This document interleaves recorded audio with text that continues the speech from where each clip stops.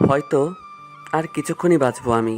নিঃশ্বাস নিতে কষ্ট হচ্ছে, চোখ জোড়া বন্ধ হয়ে আসছে, মাথা থেকে অঝোর ধারায় রক্ত বের হচ্ছে, খুব কষ্ট হচ্ছে। চোখের সামনে ভেসে উঠছে প্রিয়জনদের মুখগুলো। একটা ভুলের জন্য আমায় এত কষ্ট দিল, এত অবহেলা করলো তারা। হয়তো এটাই আমার ভাগ্যে ছিল। তবে অবশেষে আমি চির শান্তিতে ঘুমাতে চললাম। ভালো থেকো তোমরা। অতীতে যা ঘটেছিল, ঘুম ভাঙে এক বালতি পানির কল্যাণে। এটা আমার বোনের তৈরি অব্যর্থ টোটকা। যাই হোক, এখন তো আর শুয়ে থাকা যায় না। আমার এই অবস্থা দেখে ৩২ পাটি দাঁত বের করে হাসছে আদিবা, আর বলল, জলদি নিচে আয়, ফ্রেশ হয়ে নিয়ে। আর কি, চলে গেলাম ওয়াশরুমে। এবার আমার পরিচয়টা দিয়ে নেই। আমি আশিক, বাবা মায়ের একমাত্র বখাটে ছেলে। আর আদিবা হলো আমার যমজ বোন। তবে আমি তাকে আমার আপু বানিয়ে নিয়েছি, আর সেও আমাকে তার বড় ভাইয়া বানিয়ে রাখছে। আমরা দুজনেই এবার অনার্স লাস্ট ইয়ারে। পড়াশোনায় অত ভালো নই আমি। আদিবার খাতা কপি করেই এই পর্যন্ত এসেছি। তবে এমনি এমনি নয়, আমার আপুটা প্রচণ্ড ঘুষখোর। আমাকে তার জন্য প্রতিদিন চকলেট, আইসক্রিম, ফুচকা কিনতে হয়। যাই হোক, এবার নিচে যেতে হবে। কি রে, তোর এতক্ষণ লাগে ঘুম থেকে উঠতে?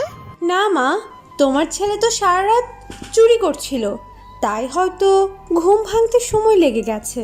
দেখো আদিবা আপু, একদম ভালো হবে না কিন্তু। এই, তুই আমার বড় হয়ে আমাকে আপু বলছিস কেন ভাইয়া? তোরা থামবি? মা, বলো না আমাদের মধ্যে কে বড়? বেশি বকর বকর না করে নাস্তা করে কলেজে যা। এরপর আমরা বের হয়ে পড়লাম কলেজে যাওয়ার জন্য।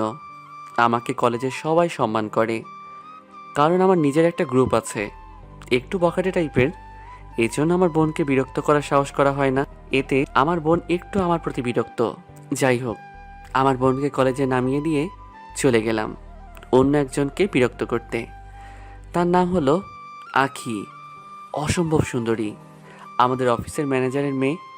এবার অনার্স প্রথম বর্ষে, ৩ বছর ধরে পিছনে পড়ে আছি, কিন্তু এই মেয়ে আমাকে দেখতেই পারে না।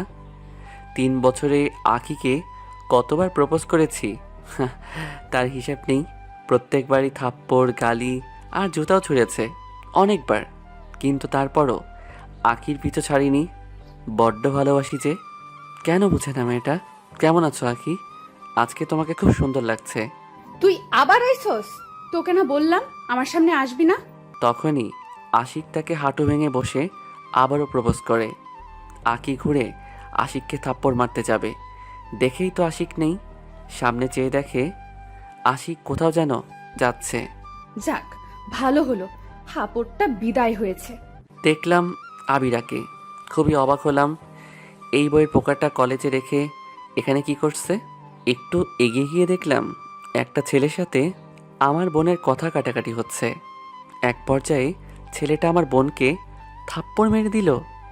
আমার মাথায় রক্ত উঠে যায়। আমার আদরের বোনকে থাপ্পড় মারা! দৌড়ে ওখানে পৌঁছালাম। গিয়ে ছেলেটার কলার ধরে ঘুষি মারতে যাব, আদিবা আমার হাত ধরে ফেলে। ভাই, ওকে ছেড়ে দে। ওর সাহস হয় কি করে তোকে থাপ্পড় মারার? কে ও? ও আমার বয়ফ্রেন্ড। তোর বয়ফ্রেন্ড আছে? আর ও তোকে থাপ্পড় মারলো কেন? আমাদের 4 বছরের রিলেশনশিপ, কিন্তু আজকাল ও আমাকে এড়িয়ে চলে। ফোন দিলে ফোন ধরে না, ফেসবুকেও কোনো খবর নেই, যোগাযোগও করে না। পরে আমার বান্ধবীর থেকে জানতে পারি ওর আরেকটা মেয়ের সাথে সম্পর্ক আছে। আজকে এই বিষয়ে কথা কাটাকাটি করার সময় ও আমাকে থাপ্পড় মারে। ও আমাকে ঠকিয়েছে ভাই। তাহলে ওকে বাঁচালি কেন? মেরে তক্তা বানিয়ে দিতাম। ভাই, আমি ওকে খুব ভালোবাসি, কেন করলো আমার সাথে এরকম? আমাকে জড়িয়ে ধরে কান্না করছে। আমি কান্না করে দিলাম, কারণ আমি আমার বোনের কান্না সহ্য করতে পারি না। চল আগে বাড়ি চল, পরে দেখছি ছেলেটাকে। তারপর আমরা বাড়ি চলে আসি। মা আমাদের একসাথে দেখে খুবই অবাক হলো, কারণ আমি কখনো রাতের আগে বাড়ি ফিরি না। মা জিজ্ঞাসা করলো কি হয়েছে, কিন্তু আমি কিছু বললাম না। বললাম আপুই নিয়ে এলো, কি কাজ নাকি আছে। তারপর আমি আপুকে তার রুমে দিয়ে আসি। এরপর নিজের রুমে এসে ফ্রেশ হয়ে গিয়ে আপু রুমে যাই। গিয়ে দেখি আপু বালিশে মুখ গুজে কান্না করছে। আমি ওর মাথায় হাত রাখতেই আপু মাথা তুলল। আপুকে দেখে আমি ভয় পেয়ে গেলাম। কান্না করতে করতে চোখ মুখ ফুলিয়ে ফেলেছে। আমার বোনকে কখনো এতটা কাঁদতে দেখিনি। আমি আপুর রুম থেকে চলে আসি। এরপর আমার ছেলেদের দিয়ে ওই ছেলেটাকে ধরে আনি আর নিজের হাতে ইচ্ছে মতো পিটাই। তারপর হাসপাতালে ভর্তি করাই। তখনই দেখি আপু হাসপাতালে আসলো।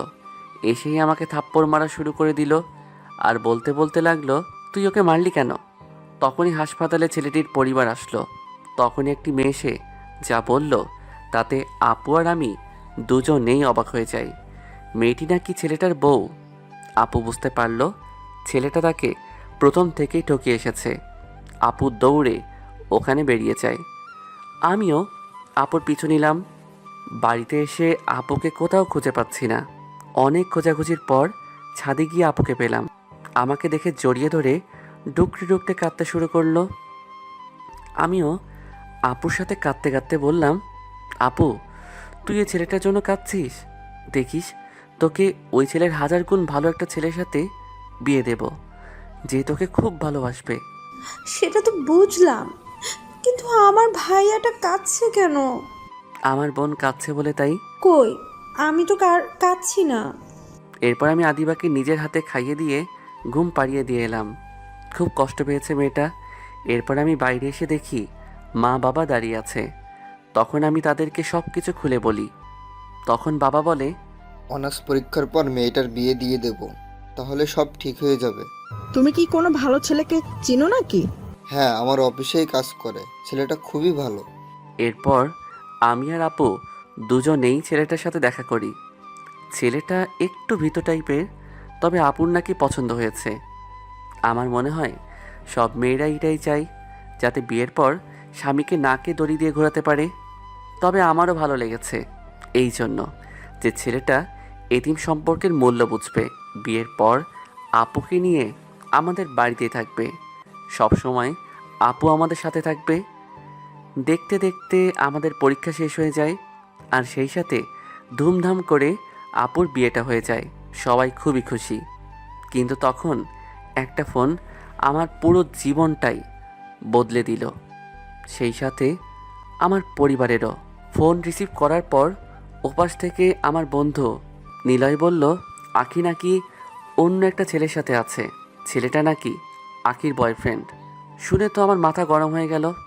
আঁখি আমার ছাড়া আর কারো হতে পারে না। আঁখি আমার সাথে এমনটা করতে পারে না। আজকে এর একটা বিহিত করতে হবে। তাই জলদি আমি নিলয়ের দেওয়া ঠিকানায় পৌঁছে যাই। কিন্তু ওইখানে গিয়ে আমি যা দেখলাম তাতে আমার রাগ চরমে, মাথায় রক্ত উঠে গেছে। এই ছেলেটা সারা তো দেখছি কুকুরের লেজ, এত মার খাওয়ার পরও লুচ্চমো গেল না। এই হারামিকে আজ মেরেই ফেলবো। আসলে এই ছেলেটাই হচ্ছে আমার আপুর এক্স। প্রথমে তো আমার বোনকে ঠকিয়েছে হারামিটা, এবার আমার ভালোবাসার দিকে হাত বাড়িয়েছে। কোনো কিছু না ভেবেই দৌড়ে গিয়ে ব্যাটাকে ইচ্ছে মতো আরও দোলাই দিতে লাগলাম। শালা মায়ের খেয়ে মাটিতে লুটিয়ে পড়ে এবার আমি কিক করতে লাগলাম। ঠিক তখনই পিছন থেকে কেউ আমার মাথায় ভারী কিছু দিয়ে আঘাত করে। আমি মাথায় হাত দিয়ে বসে পড়ি। ঘুরে তাকাতেই দেখি আঁখি আমাকে বাড়িটা মেরেই ছেলেটার দিকে এগিয়ে গেল আর বলতে লাগলো, আদি তোমার কিছু হয়নি তো? তুমি ঠিক আছো তো? আমি বললাম, আঁখি তুমি ভুল করছো, তুমি ভুল লোককে ভালোবেসেছো। এই কুত্তার বাচ্চা তোমার ভালোবাসার যোগ্য না। এ একটা ঠকবাজ। এই ছেলেটা আমার বউ। আরে জানি জানি, তোর বোন তো একটা বেশ্যা। সে আবিরকে নিজের যৌবনের জ্বালা মেটানোর জন্য ব্যবহার করেছে। তুইও তোর বোনের মতোই একটা লুচ্চা ইতর বদমাইশ। আমার মনে হয় তোর বাবা মাও ওরকম ছিল। আরে ভালো মানুষের ঘরেই তো ভালো মানুষ হয়। তোরা তো চিৎকার করে কথাগুলো বলল। এবার রাগে আমার শরীর কাঁপতে লাগলো। আমার কানে কানে বারবার আঁকির কথাগুলো বাজতে লাগলো। আমাকে কিছু বললে আমার কিছু আসতো যেত না, কিন্তু আঁখি আমার বোনকে নিয়ে এত খারাপ কথা কি করে বলল? আমার মা বাবাকে যা নয় তাই বলছে। আমি তখন রেগে গিয়ে আখির গালে থাপ্পড় মেরে দিলাম। থাপ্পড়টা এতটা জোরে মেরেছি যে আখির কান দিয়ে রক্ত বেরিয়ে এলো আর সে নিচে পড়ে গেল। তখন আমি ওর চুলের মুঠি ধরে উঠালাম। কি বললি তুই? তোর সাহস তো কম না? আমাকে যা বলেছিস বলেছিস, কিন্তু পরিবারকে নিয়ে এত খারাপ কথা বলার তোর সাহস কি করে হলো? এই বলে আরেকটা চড় মারলাম। তারপর আবার চুলের মুঠি ধরে উঠিয়ে বললাম, আজকে তোর সব তেজ আমি মিটিয়ে দেব। তোর এমন অবস্থা করব যে সারা জীবনেও ভুলতে পারবি না। তারপর আমি আকিকে ওখান থেকে তুলে নিয়ে একটা ফ্ল্যাটে আসি আর ওই আদির বাচ্চাকে আমার লোকদের হাতে দিয়ে আসি। আমার রাগ এখনও এতটুকু কমেনি, বরং আকিকে দেখে আরও 1000 গুণ বেড়ে গেলাম। আকি ভয় থরথর করে কাঁপছে, আমার কাছে মিনতি করছে তাকে ছেড়ে দেওয়ার জন্য। কিন্তু আকির এখনকার কোনো কথাই আমার কানে পৌঁছালো না। আমার কানে সেই কথাগুলোই বাজছে। এবার আমি আকির দুহাত ধরে দেয়ালের সাথে চেপে ধরি। এবার আকি চিৎকার করতে লাগলো, কিন্তু আকির চিৎকার কেউ শুনতে পাবে না। বাইরে মুষলধারে বৃষ্টি হচ্ছে। আখির এরকম অবস্থা দেখে যেন আমি নর পশুতে পরিণত হয়ে গেছি। আমি হিতাহিত জ্ঞানশূন্য হয়ে গেছি। আখির ঠোঁটে একটা লম্বা কিস করি। তারপর আখি আমার মুখে থুতু মারে। এতে আমার রাগটা আরও বেড়ে যায়। এবার আমি কিস করে আখির ঠোঁট কেটে দেই। আখি ব্যথায় কুকিয়ে উঠল, তার ঠোঁট দিয়ে রক্ত পড়ছে। এবার আমি টেনে তার জামা ছিঁড়ে ফেললাম। আকি নিজেকে বাঁচানোর চেষ্টা করছে, আমার কাছে অনেক কাকতি মিনতি করতে লাগলো, কিন্তু এই সময় আমার কানে কিচ্ছু যাচ্ছে না। এরপর আকিকে ধাক্কা মেরে বিছানায় ফেলে দিলাম। কিসের মতো করে ওর সারা শরীরে কামড়াতে লাগলাম। আর এরপর আমি যা করলাম সেটা আমি কখনো চিন্তাও করিনি। আমার কাজ শেষ হওয়ার পর আমি উঠে ওয়াশরুমে চলে যাই। ওয়াশরুমে যাওয়ার পর আমার টনক নড়ল। এটা আমি কি করলাম? এতটা নীচ কাজ আমি কি করে করতে পারলাম? তাও আবার আমার ভালোবাসার মানুষটার সাথে এমন করলাম কি করে? আমি এতটা খারাপ কি করে হয়ে গেলাম? বন্ধুরা, রাগের মাথায় আমরা অনেক সময় এমন কিছু কাজ করে ফেলি যা আমরা কখনো কল্পনাও করি না, কিন্তু রাগ আমাদের দিয়ে সে কাজটাই করায়। তাই আমাদের উচিত নিজের রাগকে সংযত করার চেষ্টা করা, কারণ কোনো কিছু করে ফেললে আমাদের তার জন্য চরম মূল্য দিতে হয়। তারপর আমি ওয়াশরুম থেকে বেরিয়ে আসি। এসে দেখি আখি বিছানার এক কোণায় বসে ঠুকরে ঠুকরে কাঁদছে। এই কান্না নীরব কান্না। এই কান্নার কোনো আওয়াজ হয় না, শুধু কষ্টটাই থাকে পুরোটা জুড়ে। আমি কেন হয়তো কোনো পুরুষই এই কান্নার ভেতরের কষ্টটা বুঝতে পারবো না। আখি শরীরের দিকে তাকিয়ে নিজের ওপরে রাগ হচ্ছে খুব। এতটা নির্দয় আমি কি করে হলাম? এতটা পশুসুলভ আচরণ আমি কি করে করতে পারলাম? ছি আশিক, ছি, তুই একটা মেয়ের সাথে এমনটা কি করে করতে পারলি? আখির সারা শরীরে আঁচড় ও কামড়ের দাগ বসে গেছে। ওর সারা শরীর ফুলে গেছে। আমার চোখ দিয়ে পানি চলে আসলো। আমার নিজের ভালোবাসার মানুষের সাথে আমি এমনটা কি করে করলাম? আকি কি আমায় কোনো দিনও এর জন্য মাফ করবে? আমি আখির কাছে যেতেই আখির কান্না বন্ধ হয়ে গেল। আমি বললাম, আখি, আমাকে ক্ষমা করে দাও। আমি রাগের মাথায় কি করে ফেলেছি তা আমি নিজেও জানি না। তুমি আমার পরিবারকে এত খারাপ খারাপ কথা বলছিলে বলে আমি আমার রাগকে কন্ট্রোল করতে পারিনি। আমাকে মাফ করে দাও আখি। এই বলে আখির হাত ধরতে গেলাম। আখি চিৎকার করে বলে ওঠে, সাবধান, আমাকে টাচ করবি না শয়তান। তোকে দেখলেও আমার ঘৃণা হচ্ছে। আবার বলতেছিস তুই নাকি আমাকে ভালোবাসিস। এই তোর ভালোবাসার নমুনা? সরি আমি যা করেছি তার জন্য, কিন্তু এখন তোমার চিকিৎসা দরকার। তুমি আমার সাথে চলো, হাসপাতালে যেতে হবে। দেখো, কাঁদলে তো আর সব ঠিক হয়ে যাবে না, তাই না? আর বিশ্বাস করো, আমি তোমাকে সত্যি ভালোবাসি। না, এইভাবে হবে না। আমি আকিকে কোলে করে গাড়িতে বসাই আর গাড়ি চালিয়ে সোজা হাসপাতালে। তারপর আখির চিকিৎসার ব্যবস্থা করি। ডক্টর দেখে বলে, এমন অবস্থা কি করে হলো? আমরা কিছু বলছি না দেখে নিজের কাজ করে ওষুধ লিখে দিয়ে কেবিন ত্যাগ করে। এরপর আমি ওষুধ আর খাবার কিনে এসে দেখি আখি ঘুমাচ্ছে। ঘুমের মধ্যে ওকে খুব শান্ত আর নিষ্পাপ লাগছে, কি করে যে এমন মেয়ের সাথে এই ব্যবহারটা করলাম আমি ভেবে পাই না। মেয়েরা এমন কেন? এত বছর ধরে আমি ওর পিছনে পড়ে আছি, শত অপমান সহ্য করেও ওর পিছু ছাড়িনি, শুধু ওর থেকে একটু ভালোবাসা পাওয়ার আশায়। আসলে সত্যিকারের ভালোবাসার কদর আজকাল কম। এই জন্যই তো আখি ওই প্লেবয়ের প্রেমে পড়ে আর এতটাই বিশ্বাস করে যে ওই ছেলে যা বলেছে সবই বিশ্বাস করে ফেলেছে। আখির ঘুম ভেঙে যায়, আমাকে দেখেই মুখ ফিরিয়ে নেয়। আখি, খাবারটা খেয়ে নাও, এরপর ওষুধগুলো খেতে হবে। তোর আনা কোনো জিনিসই আমি খাবো না, আমার ঘৃণা হয় তোকে দেখলে। দেখো, আমি সত্যি সরি, আমি মানছি আমার ভুল হয়েছে, কিন্তু এখন খাবারটা খেয়ে নাও প্লিজ। এই বলে আমি ওর মুখের দিকে খাবারটা বাড়িয়ে দিলাম। ও আবারও মুখ ঘুরিয়ে নেয়। ব্যাস, মাথায় রাগ উঠে গেল, সোজা আঙুলে ঘি উঠবে না। তাই এবার, এই মেয়ে, তুই খাবি কিনা বল। না। তখন আমি এক হাতে ওর মুখ টিপে ধরে আরেক হাতে খাবার ঢুকিয়ে দেই। তখনও বাধ্য হয়ে খাবারটা খেলো। তারপর আমি ওকে ওষুধ খাওয়ানোর পর সে ঘুমিয়ে পড়ে। তখন আমি চেয়ারে বসেই ঘুমিয়ে পড়ি। সকালে আমার ঘুম ভাঙে কারো ধাক্কাতে। চোখ খুলে দেখি আখি বেডে নেই। আমি ঘাড় ফিরিয়ে দেখি পুলিশ। মিস্টার আশিক, আপনাকে একবার আমাদের সাথে থানায় যেতে হবে। কিন্তু কেন? আপনার বিরুদ্ধে একটি মেয়ে ধর্ষণের অভিযোগ করেছে। আমার বুঝতে বাকি রইল না এটা আখির কাজ। এরপর আমি পুলিশের সাথে থানায় পৌঁছালাম। গিয়ে দেখি আমার পুরো পরিবার আর আখির বাবা সেখানে বসে আছে। তখন আমার বাবা আমাকে দেখে আমার কাছে এসে জিজ্ঞাসা করলো, মেয়েটা যা যা বলছে তা কি সত্যি? মাথা নিচু করে হ্যাঁ জানান দিলাম। তখনই আমার বাবা চর বসিয়ে দিলেন, তারপর লাঠি এনে ইচ্ছে মতো পিটাতে লাগলেন। পুলিশের কিছু লোক এসে বাবাকে আটকালো। আমি সেইভাবেই দাঁড়িয়ে আছি, জানি এখন আমার কথা কেউ শুনবে না। তুই আমার ছেলে হয়ে এমন কাজটা কি করে করলি? তোর জন্য সমাজে মুখ দেখাতে পারবো না। তোকে জন্মের আগে মেরে ফেলা উচিত ছিল, তাহলে আজ আমার বংশের এত বড় দাগ লাগতো না। তোকে আমার নিজের ছেলে বলেও পরিচয় দিতে ঘৃণা হচ্ছে। দেখুন, আপনারা এসব ঝগড়া বাদ দিয়ে ভিতরে এসে বসুন, সব কিছু ওখানেই বলা যাবে। দেখুন, পুরো ঘটনাটা এখানে আমরা সকলেই জানি, আর মিস্টার আশিকও তার অপরাধ স্বীকার করে নিয়েছে। এখন আপনাদের কাছে দুইটা রাস্তা আছে। প্রথমত, আপনার ছেলে মেয়ের বিয়ে দিতে পারেন, এতে আপনাদের উভয় পরিবারের জন্যই ভালো হবে। আর দ্বিতীয়টা হলো, আশিকের শাস্তি এখন আপনারাই ঠিক করুন কি করবেন। দুই পরিবার কিছুক্ষণ কথা বলে জানালো তারা বিয়ে করাবে, আর এতে আমিও রাজি।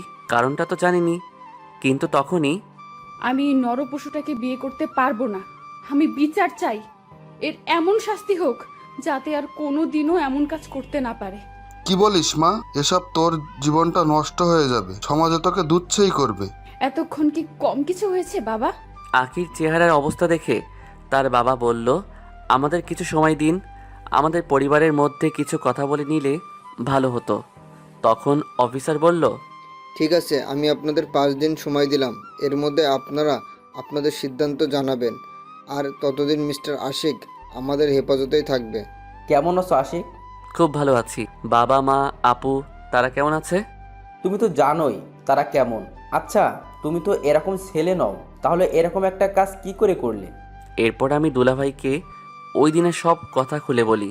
তোমার দিক থেকে বলতে গেলে রাগ হওয়াটাই স্বাভাবিক, কিন্তু তুমি একটু বেশি করে ফেলছো রাগের মাথায়।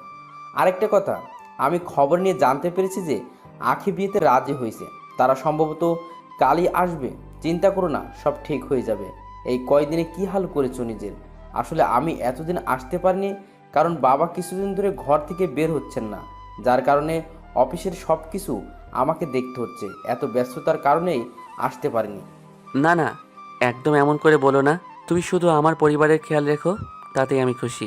আচ্ছা, তুমি এখন বাড়িতে চলে যাও, না হলে সবাই চিন্তা করবে। এরপর দুলাভাই চলে যায়। লোকটা খুবই ভালো। পরের দিন আখি আর আমার বিয়েটা পুলিশ স্টেশনে হয়। এরপর আমরা বাড়ির দিকে রওনা হই।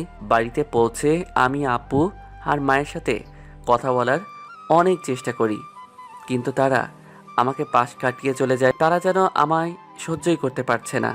আপু শুধু নিয়মের খাতিরে আর দুলাভাইয়ের পিড়াপিড়িতে বাসর ঘরটা সাজিয়ে দিল। সেই সাথে আখিকেও বউ সাজানোর দায়িত্ব নিল। তখন বাবা আমার কাঁধে হাত রাখলেন, বললেন, খুব কষ্ট হয়েছে না রে? তোর মাথা এতটা গরম করিস কেন? কতবার বলেছি নিজের রাগের উপর একটু কাবু রাখ। তুই আমার কথা শুনলে তো? বুঝতে পারলাম দুলাভাই বাবাকে সব কিছুই বলেছে। এটা ভেবে আমার খুবই ভালো লেগেছে যে বাবা আর আমার প্রতি রেগে নেই। তখন বাবা বললেন, দেখ, যা হয়েছে সেটা ভুলে যা, জীবনটা এখন নতুন করে শুরু কর। এরপর আমরা খেতে বসলাম। সবাই খাওয়া শুরু করে দিয়েছে, কিন্তু আমার পাতে কেউ খাবার বেড়ে দেয়নি। আখিকে মা আর আপু খুবই যত্ন করে খাওয়াচ্ছে। আমি অনেক কষ্টে কান্না চেপে চেয়ারে বসে রইলাম। বাবা আর দুলাভাই বিষয়টা খেয়াল করলেন, কিন্তু তারা মা আর আপুর ওপরে কিছুই বলতে পারবে না। কিছুক্ষণ পর দুলাভাই আমার পাতে ভাত বেড়ে দিলেন। আমি আর পারছি না কান্নাটা চেপে রাখতে, চিৎকার করে কাঁদতে ইচ্ছে করছে। আমি তখন খাবার টেবিল ছেড়ে সোজা ছাদে চলে এলাম। আমার চোখ দিয়ে অঝোর ধারায় পানি পড়ছে। আমি কোনো দিনও এতটা কাঁদিনি। চিৎকার করে কাঁদতে ইচ্ছে করছে, কিন্তু ছেলেদের সেই অধিকার নেই। তাদেরকে আড়ালেই কাঁদতে হয়। তারা চাইলেও চিৎকার করতে পারে না। কিছুক্ষণ পর দুলাভাই ছাদে এলেন, কিন্তু আমার এই অবস্থা দেখে কিছু না বলেই চলে গেলেন। নিজেকে কিছুটা স্বাভাবিক করে এরপর রাত 1টার দিকে আমি আমার রুমে প্রবেশ করলাম। দেখলাম রুমটা খুবই সুন্দর করে সাজানো হয়েছে। একসময় আখিকে নিয়ে বাসর ঘরের অনেক স্বপ্নই ছিল আমার, কিন্তু সব কিছু তো আমি নিজে শেষ করে দিয়েছি।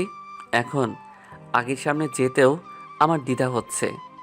তখন আমি ধীরে ধীরে খাটের দিকে এগোলাম। কাছে গিয়ে বুঝতে পারলাম আখি কাঁদতেছে। আমি তার কাঁধে হাত রাখতে যেও রাখতে পারিনি। তখন আখিকে ডাক দিয়ে বললাম, কাঁদছো কেন?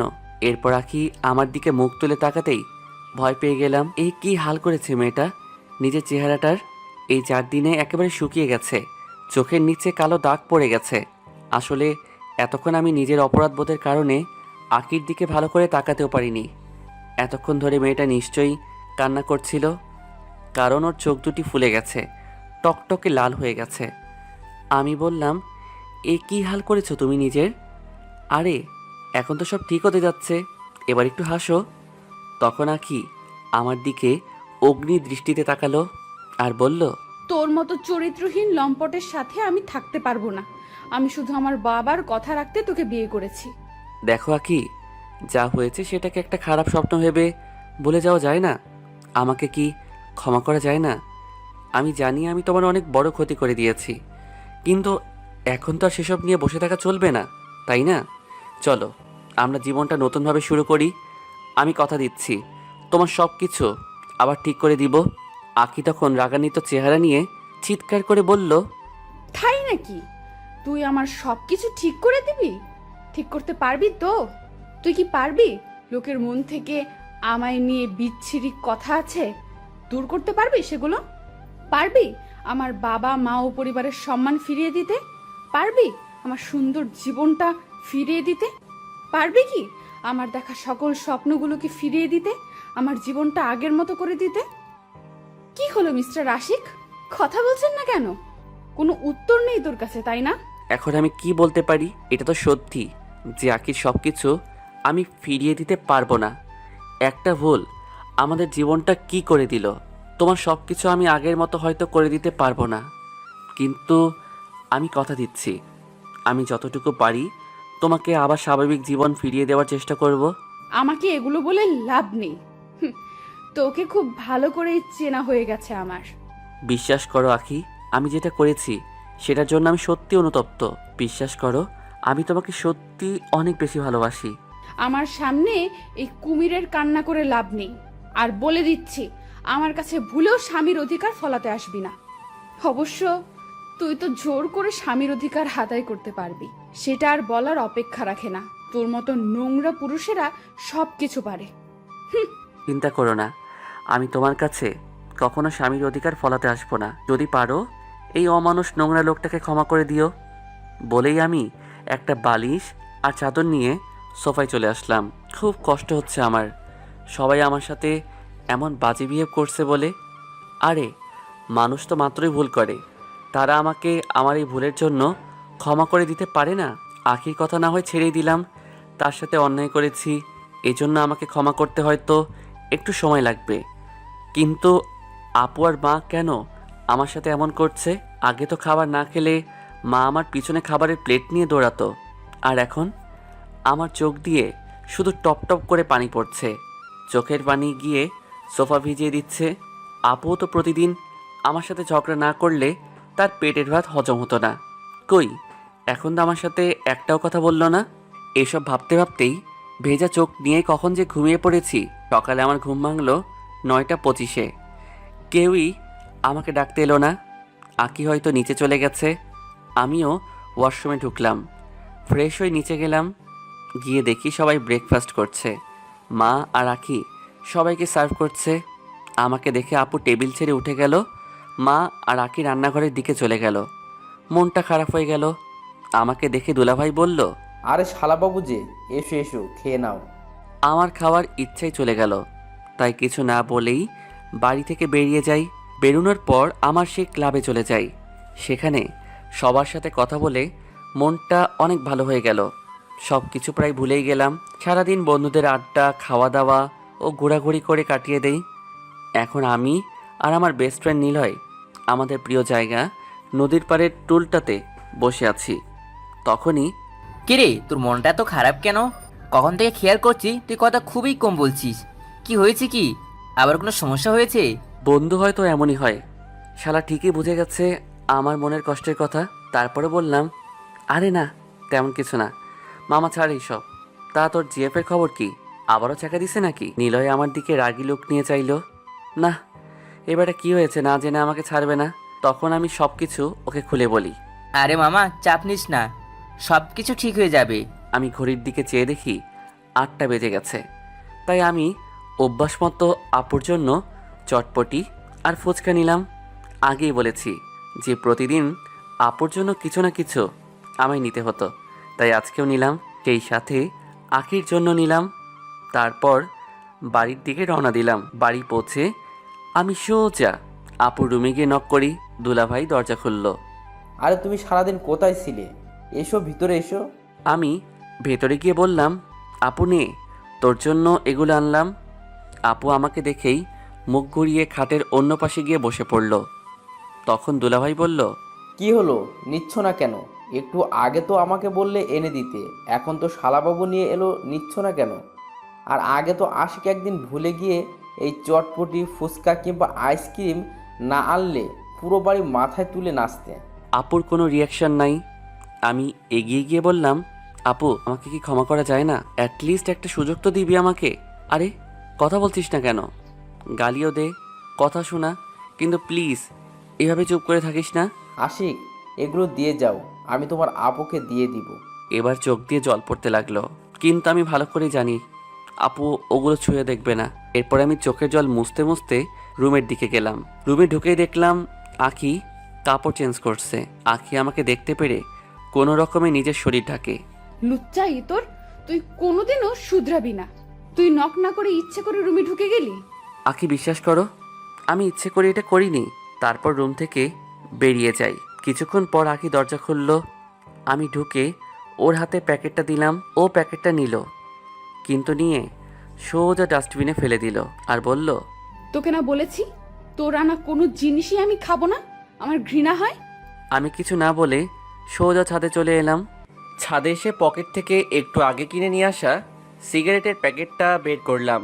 কি ভাবছেন আমি এখন সিগারেট খাবো? না ভাই, আমি বাবা মায়ের যতই বকে যাওয়া সন্তান হই না কেন, নেশা জাতীয় দ্রব্য ছুঁয়েও দেখিনি।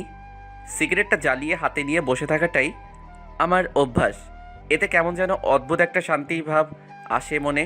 যাই হোক, কিছুক্ষণ ছাদে কাটিয়ে নিচে রুমে চলে আসি। এসে দেখি আখি ঘুমিয়ে আছে।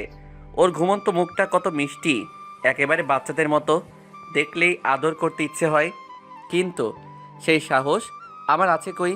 বাই চান্স ঘুমটা ভেঙে গেলে আমার ঘাড় মটকে দিবে মেয়েটা। আর কি, এখন সোফায় শুয়ে আখির মায়াবী মুখটি দেখতে দেখতে ঘুমিয়ে পড়লাম। আজকেও কেউ ডাক দিতে আসেনি। আমি ঘুম থেকে উঠে ফ্রেশ হয়ে নেই, কিন্তু এখন আর নিচে যাব না, কারণ আমাকে দেখলেই তো সবার খাওয়া বন্ধ হয়ে যাবে। আমি সোফাতেই বসে বসে ফোনটা বের করে টাইম পাস করতে লাগলাম। কিছুক্ষণ পর বাবা এলেন ঘরে, তবে হাতে করে আমার জন্য খাবার নিয়ে এলেন, কিন্তু অভিমানের ঠেলায় আমার আর খাওয়া হয়ে ওঠেনি। তখন বাবা বলল, তুই এক কাজ কর, এভাবে বাড়িতে বসে বসে কষ্ট না পেয়ে অফিসে জয়েন করে কাজে মন দে। দেখবি কাজে ব্যস্ত থাকলে কষ্টটা অনেক কমে যাবে। আমিও বাবার কথা মতো রেডি হয়ে বাবার সাথে অফিসে চলে গেলাম। বাবা আর দুলাভাই অফিসের সবার সাথে আমার পরিচয় করিয়ে দেয়, আর দুলাভাই আমাকে কাজগুলো দেখিয়ে দেয়।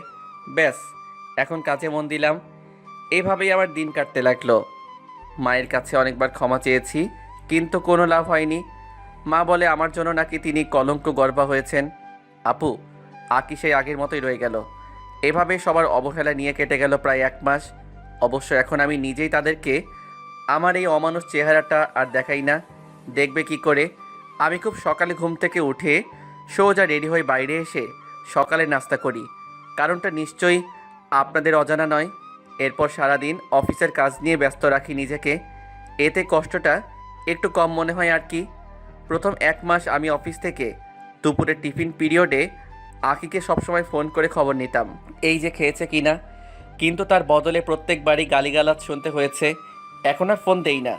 শুধু শুধু কষ্ট পেয়ে লাভ কি? এখন আমার একটা নিজস্ব রুটিন আছে। একদম সকালে ঘুম থেকে উঠে রেডি হওয়া, তারপর বাইরে কিছুক্ষণ ঘোরাঘুরি করা, তারপর সকালের নাস্তাটা আজিম মামার হোটেলে করে অফিসে চলে আসা, এরপর কাজের মধ্যে ডুবে থাকা, দুপুরে টিফিন পিরিয়ডে ক্যান্টিনে গিয়ে লাঞ্চ সেরে নেওয়া। অবশ্য বাবা দুলাভাই আমাকে জোরাজোরি করে বাড়িতে গিয়ে খাবার খাওয়ার জন্য, কিন্তু আমি একটা কথাই বলি যে আমি কারো অস্বস্তির কারণ হতে চাই না। তারা আর কিছু বলতে পারে না। অফিস শেষে আমি বন্ধুদের সাথে আড্ডা দিয়ে অনেক রাত করে বাসায় ফিরি, যখন সবাই ঘুমিয়ে পড়ে। এতে হয়তো আকি খুবই খুশি, কারণ আমার চেহারাটা আর তাকে দেখতে হয় না, মা বোনেরও আর মুখ কালো করতে হয় না। যাই হোক, একদিন অফিসে কাজ করছিলাম, তখন বাবা আমাকে ফোন দিয়ে বলল জলদি বাড়িতে যেতে। আমি ভয় পেয়ে কারণ জিজ্ঞাসা করতেই বলল আকি নাকি অসুস্থ হয়ে পড়েছে। আমি তখন বাড়িতে গিয়ে দেখি সবাই ড্রয়িং রুমে বসে আছে, আকি এখানে নেই। আমি গিয়ে জিজ্ঞাসা করলাম কি হয়েছে, সবার মুখই গম্ভীর। তখন আবার জিজ্ঞাসা করলাম বলবে তো কি হয়েছে। আপু আর মা যেহেতু আমার সাথে কথা বলে না, বাবা দুলাভাইও কিছু বলছে না। এরপর আমি জিজ্ঞেস করলাম আকি কোথায়? মা বলল ঘরেই আছে। আমি তখন সোজা ঘরে চলে আসলাম। এসে দেখি আকি মন খারাপ করে বসে আছে।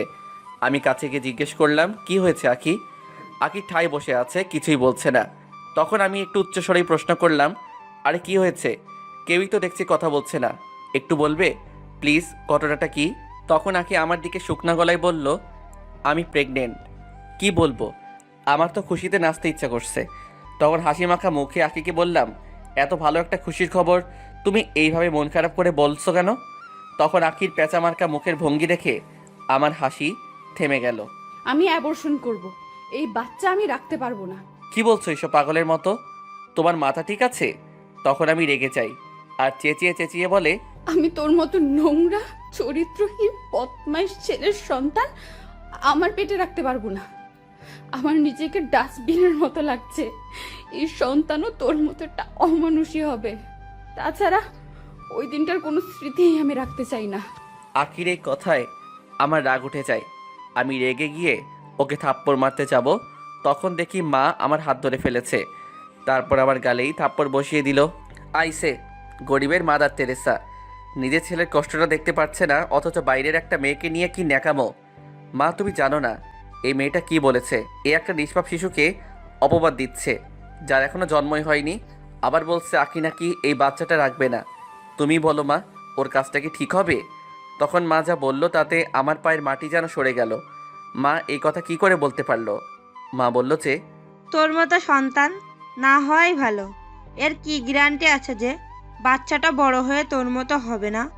আমার মতে আখে যেটা ঠিক মনে করেছে সেটাই করুক। মায়ের পায়ে পড়ে গেলাম। মা এসব কী বলছো তুমি? আমার ভুলের জন্য একটা নিষ্পাপ শিশুকে কেন শাস্তি দিচ্ছ? তোমরা আমাকে যে শাস্তি দিচ্ছ আমি তো তার মেনে নিয়েছি। তোমাদের যদি আমাকে আরও শাস্তি দেওয়ার ইচ্ছে হয় তাহলে আমাকে দাও প্লিজ। আকিকে বলো না এমনটা যেন না করে। আমার কোনো কথাই ওদের কানে পৌঁছালো না। ওরা ঘর থেকে বেরিয়ে গেল। আমি সেখানেই ঠাই বসে আছি। নিজেকে খুবই অসহায় লাগছে। একটা ভুলের জন্য একটা মানুষকে ঠিক কতটা শাস্তি দেওয়া যায় আমার সেটা জানা নেই। কিন্তু নিজের ভালোবাসার মানুষদের অবহেলার চেয়ে বড় শাস্তি হয়তো আর নেই।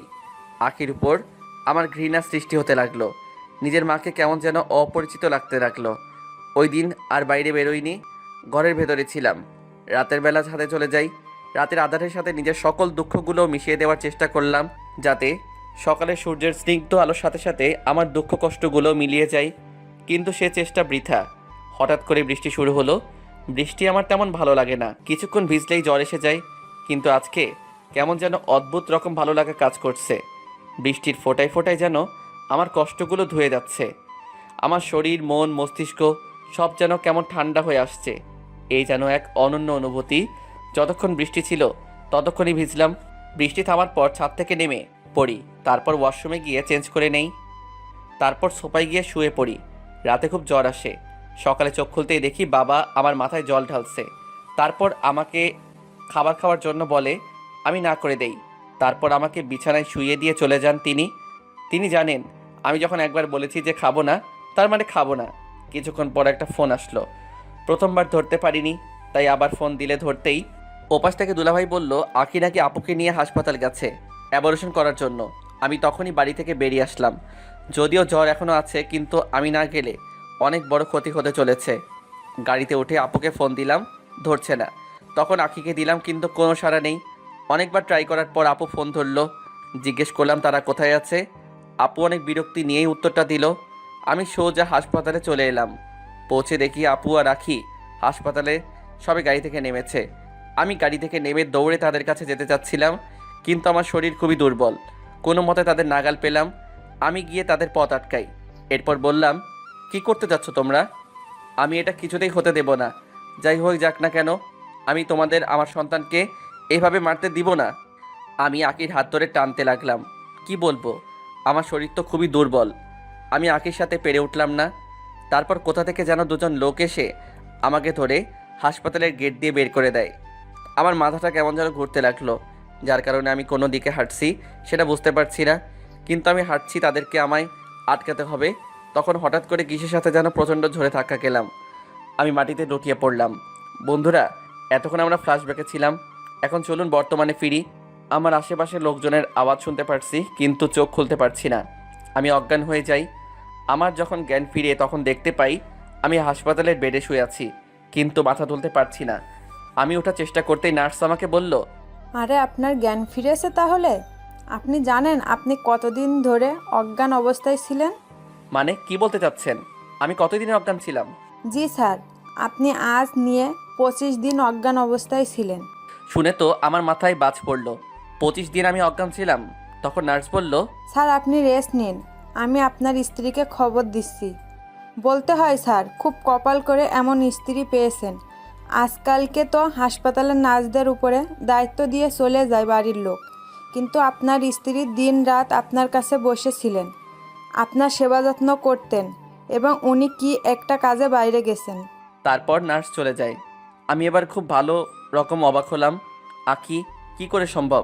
সে তো আমাকে সহ্যই করতে পারে না। তাছাড়া আমার বাড়ির লোকেরাই বা কোথায়? নার্স তো তাদের কথা কিছুই বলল না।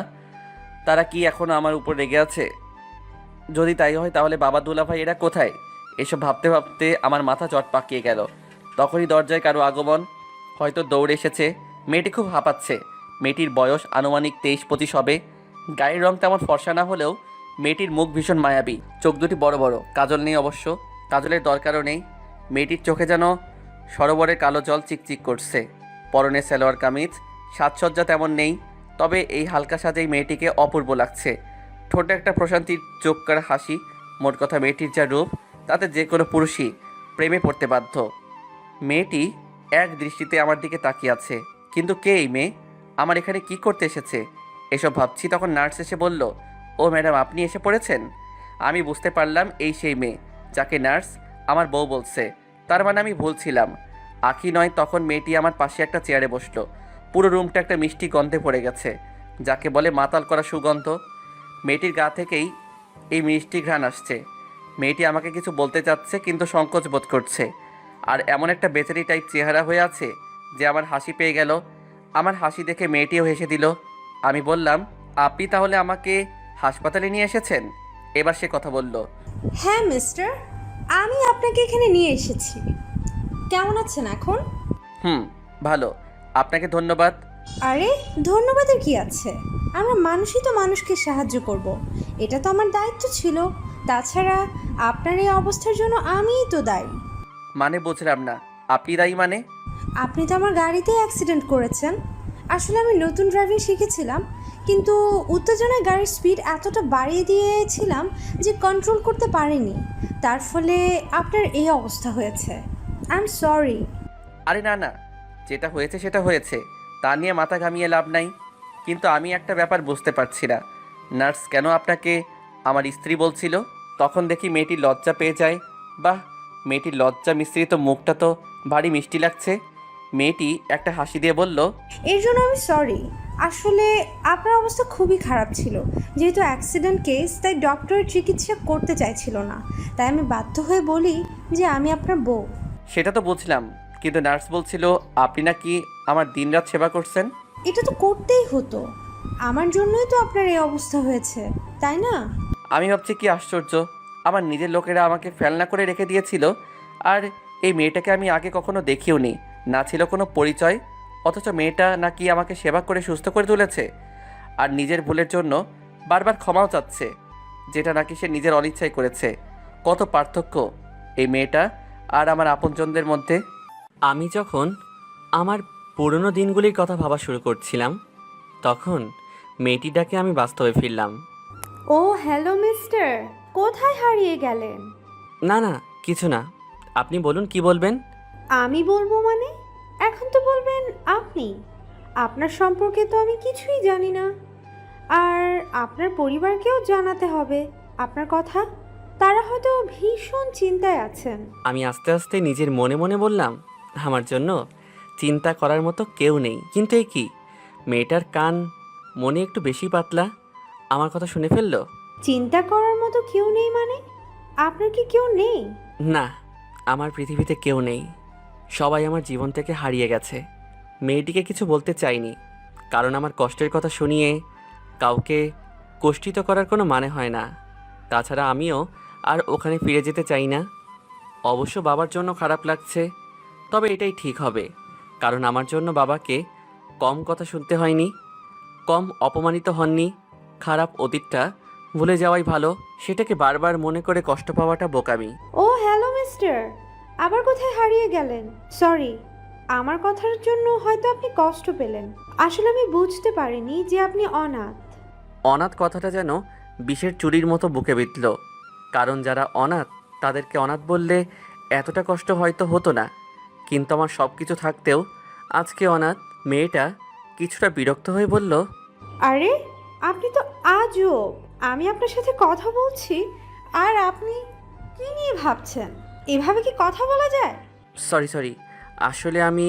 থাক থাক, আর বলতে হবে না। আমরা এতক্ষণ ধরে কথা বলছি, আপনার নামটাই জানা হলো না। ও সরি, আমার নাম হলো আশিক, মানে মোহাম্মদ ইফাদুল ইসলাম আশিক। আপনি তো মিস্টার সত্যি একটা বলদ গাধা কোথাকার। আরে একটা মেয়ে আপনার সাথে আগ বাড়িয়ে কথা বলছে আর আপনি কোনো কিছুই বলছেন না। মেয়েদের সাথে কিভাবে কথা বলতে হয় তাও তো জানেন না দেখছি। আরে অ্যাটলিস্ট আমার নামটা তো জিজ্ঞেস করবেন নাকি? সরি, আসলে আমি বুঝতে পারিনি। আচ্ছা, আপনার নাম কি? ঠিক আছে, আমার নাম হলো তানিশা আক্তার রেনু, তবে সবাই আমাকে রেনু বলেই ডাকে। খুব সুন্দর নাম। তাই? ধন্যবাদ, আপনার নামটাও সুন্দর। ধন্যবাদ। এভাবেই কেটে গেল আরও 10 দিন। রেনু আর আমি এখন খুবই ভালো বন্ধু। আজকে ডাক্তার বলল আমি বাড়ি যেতে পারবো। রেনুও আমার সাথে ছিল। রেনু বলল, চলো আশিক, তাহলে আমরা এখনই বাড়িতে চলে যাই। বাড়িতে নাই মানে? কোথায়? কেন, আমাদের বাড়ি যাবে না? না গেলে তুমি যাবেটা কোথায় শুনি? আমাকে আর কিছু বলতে না দিয়েই রেনু আমার হাত ধরে টানতে টানতে গাড়ির কাছে নিয়ে গেল। আমাকে সামনের সিটে বসিয়ে দিয়ে নিজে গিয়ে ড্রাইভিং সিটে বসলো। আমি বললাম, তুমি গাড়ি চালাবা? দেখো, আবার যেন আমাকে হাসপাতালে পাঠিও না, অনেক কষ্টে সেখান থেকে ছাড়া পেয়েছি। রাগানোর জন্য বললাম। তখন রেনু রাগে কটমট দৃষ্টিতে আমার দিকে তাকিয়ে বলল, তোর যদি এতই ভয় হয় যা নাম গাড়ি থেকে। আরে না না, আমি তো এমনি মজা করছিলাম। ঠিক আছে, মনে রেখো এটাই শেষবার। তারপর আমি রেনুর সাথে রেনুদের বাসায় ঢুকেই রেনু তার মা বাবাকে ডাকা শুরু করলো। তখন দেখি ওর মা রান্নাঘর থেকে দৌড়ে আসছেন, এসে বললেন, কি হয়েছে, এভাবে বাড়ি মাথায় করে ডাকছিস কেন? ভদ্রমহিলা আমার দিকে তাকিয়েই বলে, তুমি বুঝি আশিক তাই না? হ্যাঁ আন্টি, আমি আশিক। কেমন আছেন আপনি? ভালো বাবা, তুমি কেমন আছো? আসলে তোমাকে হাসপাতালে দেখতে আসিনি, তাই বলে কিছু মনে করো না। আসলে রেনু তোমার কথা আমাকে কালকেই জানিয়েছে। না আন্টি, এভাবে বলছেন কেন? তখনই রেনু আমাদের থামিয়ে দিয়ে বলল, মা, তোমাদের কথা বলা শেষ হলে এবার খাবার দাও, খুব খিদে পেয়েছে। আর আব্বু কোথায়? তোর বাবা তো এখনো অফিস থেকে ফেরেনি। তোরা ফ্রেশ হয়ে খাবার টেবিলে আয়, আমি খাবার দিচ্ছি। তারপর রেনু আমাকে একটা রুমে নিয়ে গেল, বলল, ফ্রেশ হয়ে নিচে চলে এসো, ওকে? রুমটা খুবই সুন্দরভাবে গোছানো। এরপর রেনু চলে যায়, আমিও ফ্রেশ হয়ে নিচে আসি। নিচে এসে দেখলাম রেনু একজন আঙ্কেলের সাথে কথা বলছে। আমি বুঝতে পারলাম এটাই রেনুর বাবা। আমি কি জিজ্ঞেস করলাম, কেমন আছেন আঙ্কেল? তিনি আমার দিকে তাকিয়ে থেকে বললেন, তুমি আশিক তাই না? হুম। তখন আঙ্কেল আমায় কি একটা বলতে যাবে, রেনু তাকে থামিয়ে দিয়ে বলে, তোমার যা জানার ইচ্ছা পরে জেনে নিও, এখন প্লিজ খেতে বসো, আমার খুবই খিদে পেয়েছে। রেনুর কথায় সবাই খেতে বসে পড়ি। তারপর খাওয়া দাওয়ার পর আমি রুমে চলে আসি। শরীরটা খুব ক্লান্ত ছিল, তাই এসেই ঘুমিয়ে পড়ি। তখনই কেউ আমাকে ঠেলে ঘুম থেকে উঠালো। চোখ খুলতেই দেখি রেনু। আমি সাথে সাথে উঠে বসে পড়ি। বললাম, তুমি এখানে কি করছো? কেন, আমি আসতে পারি না? আর এমনি এমনি আসিনি। তুমি কি ওষুধ খেয়েছো? না, খাইনি। আসলে একটু বেশি ক্লান্ত লাগছিল, তাই বিছানায় শুতেই ঘুম চলে আসে। ঠিক আছে, এই নাও ওষুধটা খেয়ে ঘুমিয়ে পড়ো, কালকে কথা হবে। তারপর রেনু একটা মিষ্টি হাসি দিয়ে চলে যায়। মেয়েটা খুবই ভালো, সরলতা আছে তার সব কিছুতেই। এত বড়লোক বাপের একমাত্র মেয়েরা সাধারণত এমন হয় না, এটা বলতেই হবে। রেনু সবার থেকে আলাদা। আপনারা হয়তো ভাবছেন আমি রেনুর প্রেমে পড়েছি। না ভাই, আমি ওই দিকটাতে আর যেতে চাই না, আর কোনো রকম সম্পর্কেও জড়াতে চাই না। আমি বাকি জীবনটা একাই কাটাতে চাই, কারণ আমি নতুন করে কোনো সম্পর্কে জড়াতে চাই না, আর কোনো রকম অবহেলাও পেতে চাই না। অবহেলা অনেক কষ্টের। তবে রেনুর এই এত কেয়ারিং দেখে আমার একটু ভয়ও করছে। এটা কি শুধু বন্ধুত্ব আর দায়িত্ববোধ থেকে, নাকি অন্য কিছু? রেনুদের বাড়িতে আছি 5 দিন। এই কয়দিনে আমি একেবারে সুস্থ হয়ে গেছি। আমাকে রেনুরা যেন তাদের পরিবারেরই একজন করে নিয়েছে। রেনুর মা আমাকে নিজের ছেলের মতোই দেখেন। তবে রেনুর বাবা একটু গম্ভীর প্রকৃতির, কিন্তু মানুষ হিসেবে খুবই ভালো। রেনুকে নিয়ে আমার যে ভয় ছিল সেটাই সত্যি হলো, কারণ এই কয়দিনে রেনুর ব্যবহার সেটাই নিশ্চিত করেছে। আমার প্রতি রেনুর যে কেয়ারিং, সেটা ভালোবাসাই। কারণ রেনু আমাকে সবসময় শাসন করেছে, এটা করো না, ওটা করো না, ইত্যাদি ইত্যাদি। তারপর খাবার খেতে না চাইলে নিজের হাতে জোর করে খাইয়ে দেয়। আমার পছন্দগুলো সব খুঁচিয়ে খুঁচিয়ে জেনে নিয়েছে। এখন সে আমার পছন্দের শাড়ি পরে, সে শাড়ি পরা জানতো না, কিন্তু আমার জন্য শিখে নিয়েছে। তারপর আমার পছন্দের খাবারগুলো রান্না করে খাওয়াচ্ছে। রেনু আগে নাকি কখনো রান্না করে যেত না, কিন্তু এখন সে প্রতিবেলায় রান্না করে যায়। আমার জন্য কফি, চা, কখনো আবার জুস বানিয়ে আনে। আমাকে বলতেই হবে, রেনুর রান্নার হাত অনেক ভালো, মেয়েটাও অনেক অনেক ভালো। কিন্তু আমি এখানে আর থাকতে পারবো না। আমার জন্য রেনু কষ্ট পাক আমি চাই না। তাছাড়া আমি বিবাহিত, আমার অতীত অনেক খারাপ। রেনু আমার চেয়ে অনেক ভালো কাউকে ডিজার্ভ করে, আমি তার যোগ্য নই। তাই আমি চলে যাব বলে ঠিক করলাম। তাই কাপড় চোপড় সব গুছিয়ে নিলাম। এরপর ব্যাগ নিয়ে নিচে আসতেই দেখি রেনু আর তার বাবা মা নিচেই বসার ঘরে বসে আছে। আমি তাদের সামনে যেতেই রেনু দাঁড়িয়ে গেল, আমার দিকে অবাক দৃষ্টিতে তাকিয়ে বলল, তুমি ব্যাগ নিয়ে এখানে কেন? কোথায় যাবে তুমি? দেখো রেনু, অনেক দিন তো হলো, আর কতদিন তোমাদের বাড়িতে এইভাবে থাকবো? আমি তো সারা জীবন তোমাদের এখানে থাকতে পারবো না। আসলে আমি এখানে চাকরি খোঁজার জন্য এসেছিলাম। এতদিন তোমাদের বাড়িতে আছি, আমার কেমন যেন লাগছে। এভাবে বসে বসে সময় কাটানোটা আমার ভালো লাগছে না। তাই এবার গিয়ে একটা চাকরি খুঁজতে হবে। তাই আমি এখান থেকে আজকে চলে যেতে চাচ্ছি। তোমাদের সবাইকে অনেক ধন্যবাদ। তোমরা আমার আপনজন না হয়েও আমাকে অনেক ভালোবাসা দিয়েছো। সেই জন্য আমি সারা জীবন তোমাদের প্রতি কৃতজ্ঞ হয়ে থাকব। রেনু, তোমার মতো বন্ধু সবার ভাগ্যে জুটে না। আমি অনেক ভাগ্যবান যে তোমার মতো এত ভালো একজন বন্ধু আমার জীবনে এসেছে। কথাগুলো আমি অন্যদিকে তাকিয়ে একটানা বলে গেলাম।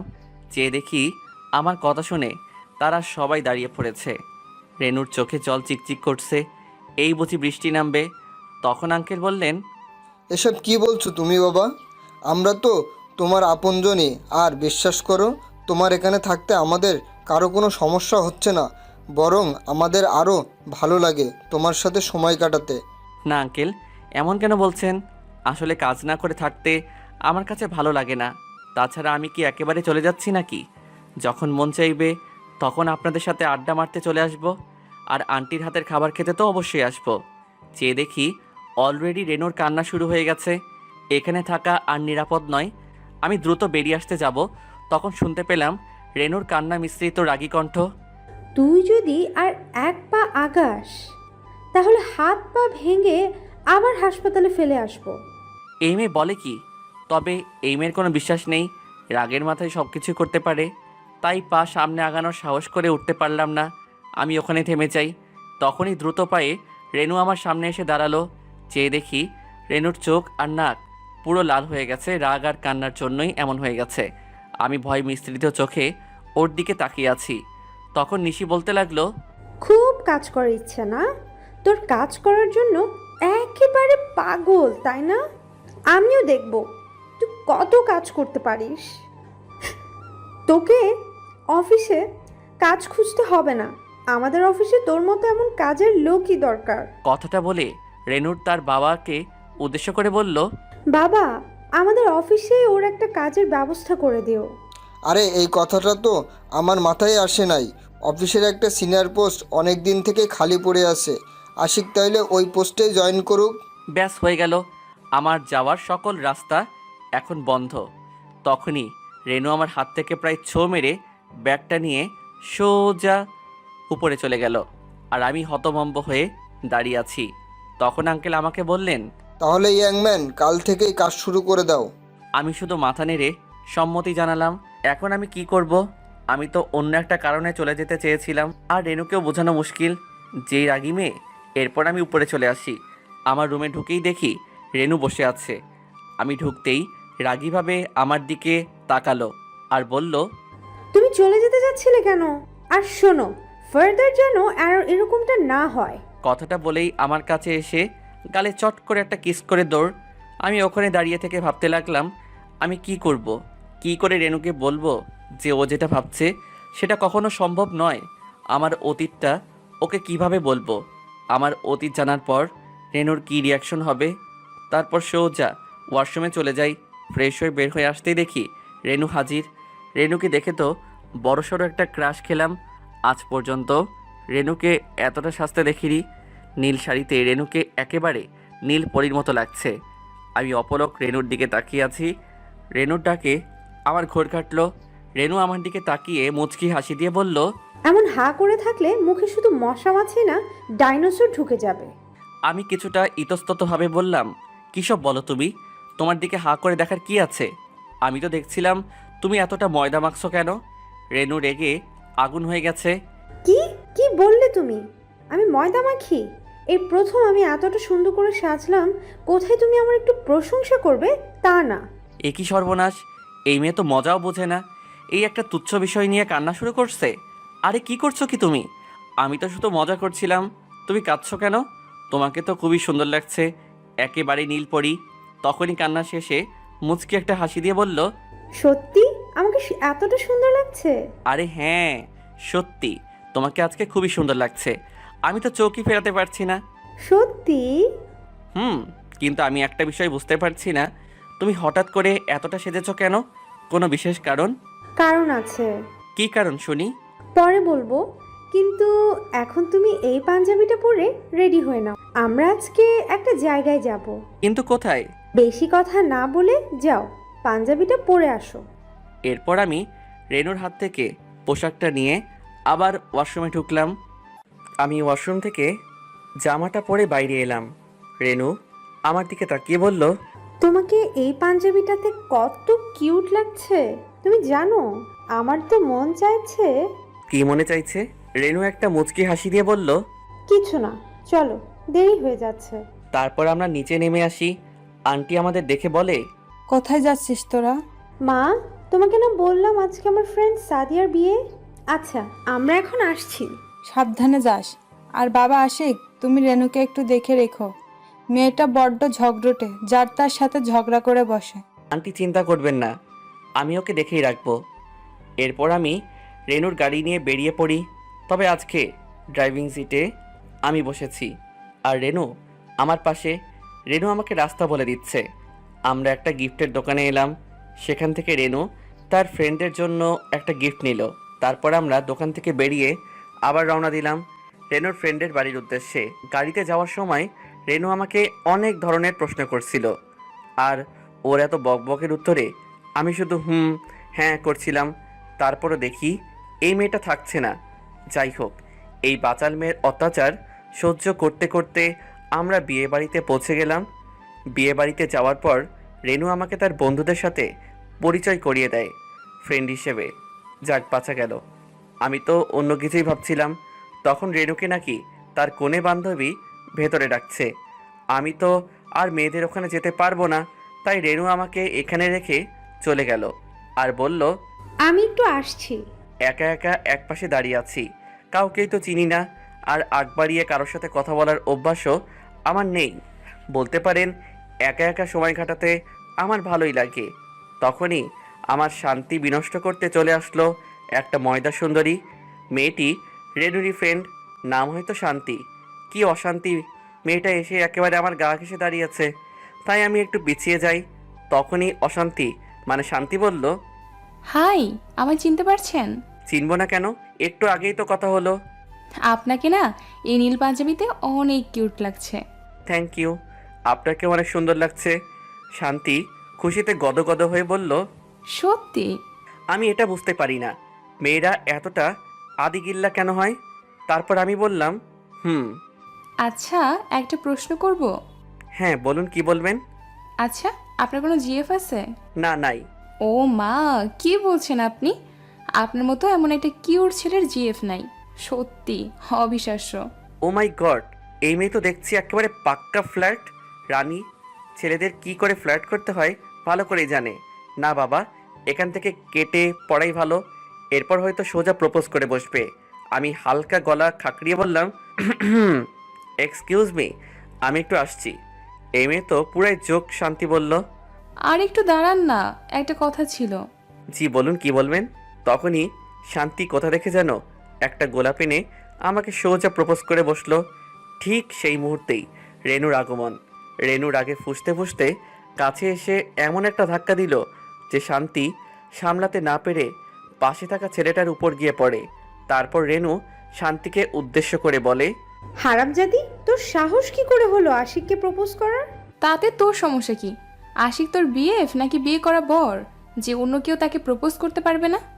আন্টি আমাকে আগে সাবধান করে দিয়েছিল যে রেনু ঝগড়ুটে একটা মেয়ে। এই জন্য রেনু শান্তির পুরো একটা লঙ্কা কাণ্ড বাঁধিয়ে দিচ্ছে। এখন আমি কি করব? বিয়েবাড়ি সবাই আমাদের দিকে তাকিয়ে আছে। আমি তখন রেনুকে রীতিমতো টানতে টানতে নিয়ে অন্যদিকে নিয়ে গেলাম। রাগে রেনুর নাক মুখ পুরো লাল হয়ে গেছে। আমি জিজ্ঞেস করলাম, তুমি এটা কি করলা? শুধু শুধু শান্তির সাথে এইভাবে ঝগড়া কেন করছিলে? ওই শান্তির সাহস কি করে হয় তোমাকে প্রপোজ করার? আর উল্টা এই প্রশ্ন করলাম না যে তাতে তোমার কি, কারণ যদি এই প্রশ্নটা করে ফেলি তাহলে আমার কপালে শনি আছে। রাগের মাথায় রেনু আমাকে প্রপোজ কি বিয়ে করে ফেলতে পারে। তাই আর কথা বাড়াতে না গিয়ে রেনুকে বললাম, এসব বাদ দাও, এখন চলো, বিয়ে শুরু হতে যাচ্ছে। তারপর রেনু কিছুটা শান্ত হয়ে আমার হাতটা শক্ত করে জড়িয়ে ধরে বিয়ের জায়গায় পৌঁছালো। আমি আর কিছু বললাম না। রেনু ওই পুরো অনুষ্ঠানে আমার হাতটা একবারের জন্য ছাড়ে নাই। তারপর সব কিছু সম্পন্ন করে বিয়ে বাড়ি থেকে বের হতে অনেকটা রাত হয়ে গেল। আমরা গাড়িতে গিয়ে উঠলাম। গাড়ি স্টার্ট দিতে দিতেই মুষলধারে বৃষ্টি শুরু হয়ে গেল। তখন ঘটল আরেক বিপত্তি। বাড়ির 1 কিলোমিটার কাছাকাছি আসতেই গাড়ি বাবাজি যান ছেড়ে দিলেন। এখন কি করব? বাইরে এত বৃষ্টি, তারপর এত রাতে কোনো গাড়িও পাওয়া যাবে না, আর সারা রাত এখানেও থাকতে পারবো। তখন আমি রেনুর দিকে তাকিয়ে দেখি ও খুবই খুশি। আমি রেনুকে জিজ্ঞাসা করলাম, এই বিপদে তুমি এত খুশি হচ্ছ কেন? রেনু হাসি মুখে জবাব দিল যে তার নাকি বৃষ্টিতে ভিজতে খুব পছন্দের, সে নাকি বৃষ্টি নামলেই বৃষ্টিতে ভিজা শুরু করে। কথাটা বলতে দেরি রেনু গাড়ি থেকে নেমে বৃষ্টিতে ভিজা শুরু করলো। আমি তো পুরাই রেনুর এই কাণ্ড দেখে। রেনু বাইরে গিয়ে বাচ্চাদের মতো নাচানাচি শুরু করে দিয়েছে আর খিলখিল করে হাসছে। সে কি হাসি! কারো হাসিও এত সুন্দর হতে পারে?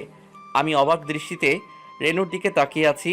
তখন দেখি রেনু থেমে গিয়ে আমার দিকে তাকিয়ে আছে। রেনু ইশারায় জিজ্ঞাসা করলো, কি হয়েছে? আমার দিকে এভাবে তাকিয়ে আছো কেন? আমিও মাথা নেড়ে জবাব দিলাম, কিছু না। তখন দেখি রেনু আমাকেও ডাকছে। আমি না করে দিলাম। কারণটা তো আপনারা ভালো করেই জানেন, আমার বৃষ্টি সহ্য হয় না। কিন্তু কে শুনে কার কথা? আমাকে কিছু বলতে না দিয়েই রেনু আমাকে টেনে গাড়ি থেকে নামায়। কি আর করা, আমিও রেনুর সাথে যোগ দিলাম। ভালোই লাগছে রেনুর সাথে এভাবে বৃষ্টিতে ভিজতে। তারপর আমরা বৃষ্টিতে ভিজতে ভিজতেই হেঁটে বাড়ির দিকে রওনা দিলাম। কিছুক্ষণ পর বৃষ্টি কিছুটা হালকা হয়ে যায়, কিন্তু ঠান্ডা বাতাস বইতে শুরু করে। তখন দেখি রেনু আমার সাথে একেবারে গা ঘেঁষে হাঁটতেছে, আমার হাতটা শক্ত করে জড়িয়ে ধরে আছে। আমি লক্ষ্য করলাম ঠান্ডা বাতাসের কারণে রেনু শীতে ঠকঠক করে কাঁপছে। এখন আমি কি করি? আমার কাছে কোনো কোট নেই যে রেনুর গায়ে চাপিয়ে দেব। আশেপাশে কোনো দোকানও দেখছি না। আর এদিকে শীতের কারণে রেনুর অবস্থা খারাপ হয়ে যাচ্ছে। এই মায়ারে কেটাই কইছিল এমনি নাইচ্চা নাইচ্চা বৃষ্টিতে ভিজতে। রেনু শীতে এতটাই কাবু হয়ে গেছে যে ঠিক মতো হাঁটতেও পারছে না। আমি কোনো উপায়ান্তর না দেখে রেনুকে কোলে তুলে নিলাম। রেনুর সাথে সাথে আমার গলা জড়িয়ে ধরে একেবারে বুকের সাথে মিশে যেতে চাইলো। এখনও কাঁপছে সে, তাই আমি দ্রুত হাঁটতে লাগলাম। কিছুক্ষণের মধ্যেই বাড়ি পৌঁছে গেলাম। দরজার সামনে এসে আমি রেনুকে নামিয়ে দেই। রেনুর দিকে তাকাতেই দেখি লজ্জায় চোখ নামিয়ে নিছে, আর দেখি মিটি মিটি হাসছে। লজ্জার কারণটা তো বুঝলাম, কিন্তু মেয়েটা হাসছে কেন? তারপর দরজার কলিং বেল টিপতেই আন্টি বেরিয়ে এলো। আন্টি আমাদের দেখে তো পুরো টাসকি খাইয়া গেল, কারণ আমরা পা থেকে মাথা অবধি পুরো কাক ভেজা হয়ে গেছি। আন্টি ব্যস্তভাবে জিজ্ঞেস করলেন, তোদের এই হাল কি করে? এরপর রেনুই তার মাকে সব কিছু বলে। তারপর দেখি আন্টি আমার দিকে কেমন যেন সূক্ষ্ম দৃষ্টিতে তাকিয়ে আছে। আমি কোনো কারণ উদ্ধার করতে না পেরে আন্টিকে জিজ্ঞেস করে ফেললাম যে, কি হয়েছে আন্টি, আমার দিকে এভাবে তাকিয়ে আছেন কেন? তখন আন্টি আমার বুকের বাম দিকে পাঞ্জাবিতে আঙুল তাক করে বললেন, এখানে কি হয়েছে বাবা? তাকিয়ে দেখি লিপস্টিকের দাগ কাম সারছে। এটা নিশ্চয়ই রেনুর কাজ, আর এজন্যে হাসছিল। আজকালকার মেয়েরা কি ধরনের লিপস্টিক ব্যবহার করে আল্লাহ জানে, এত ভেজার পরও উঠে নাই। আমি তখন রেনুর দিকে তাকাতেই দেখি মিটিমিটি হাসছে আর বলল, মা, আমি উপরে যাই, গিয়ে চেঞ্জ করে নেই। এখন আমি আন্টিকে কি বলি? তখনই মাথায় একটা বুদ্ধি এলো। আমি বললাম, আন্টি, আসলে বিয়েবাড়িতে একটা মেয়ে হুমড়ি খেয়ে পড়ে যাচ্ছিল, আমি তাকে ধরে ফেলি, তখনই হয়তো। ও আচ্ছা, ঠিক আছে, জলদি ঘরে গিয়ে চেঞ্জ করে নাও, নয়তো আবার অসুখ করবে। আমি ছাড়া পেয়ে সোজা উপরে চলে আসি আর চেঞ্জ করে ঘুমিয়ে পড়ি। আশ্চর্য ব্যাপার, আমার কোনো রকম জ্বরই আসলো না। যাই হোক, সকালে ঘুম ভাঙে রেনুর মিষ্টি ডাকে। রেনু বলে, স্যার, আপনি নাকি অফিস যাবেন? এতটা বেলা পর্যন্ত ঘুমালে কি করে হবে? লাফিয়ে উঠে দেখি 9টা বাজতে চললো, তাই উঠেই ওয়াশরুমে চলে যাই। বাইরে এসে দেখি রেনু আমার জন্য উপরেই নাস্তা নিয়ে এলো। আমি তড়িঘড়ি করে নাস্তা শেষ করি। এরপর নিচে এসে দেখি রেনুও সাজুগুজু করে রেডি। আমাকে বলল আমি যেন তাকে ভার্সিটিতে নামিয়ে দিয়ে যাই। আপনাদের তো বলাই হয়নি, রেনু এবার অনার্স লাস্ট ইয়ারে পড়ে। তারপর আমরা আন্টির থেকে বিদায় নিয়ে বেরিয়ে পড়ি।